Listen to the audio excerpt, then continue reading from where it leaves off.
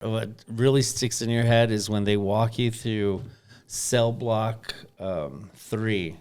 This is where your snitches and your pedophiles, those that need to be most protected, were hung out.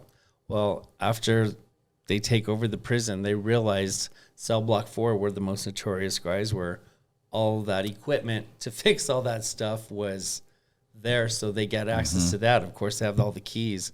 And so when you go to cell block 3, I think it's 3 or 4 of the first cell blocks that they use all the butane and cut through all the wires and get to their targets. The last, I don't remember how many, maybe about 5 or 6 more, but like the next 4, they're so burnt out because since they ran out of butane or the gas, whatever, to use for it, they started throwing Molotov cocktails, setting those prisoners on fire in their own cage. So you can still see the cutout marks from the iron bars and the burn marks.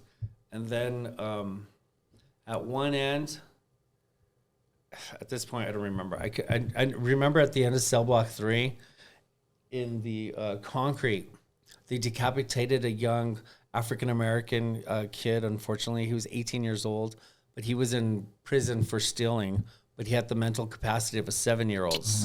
He was constantly smiling at everybody, at all the guys, and they misread all that kindness. You don't do that. And so when they decapitated him, they did it with a rounded shovel, and when they were hitting taking off his head, they were hitting it so hard, you can see about 1/4-inch grooves in the concrete to this day. And there's literally about a section this big, bigger than like what, a 12 by 18 by 14, like a big painting. So you could just tell where that person's headed.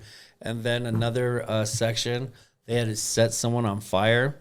The remains were so intense and the heat was so intense.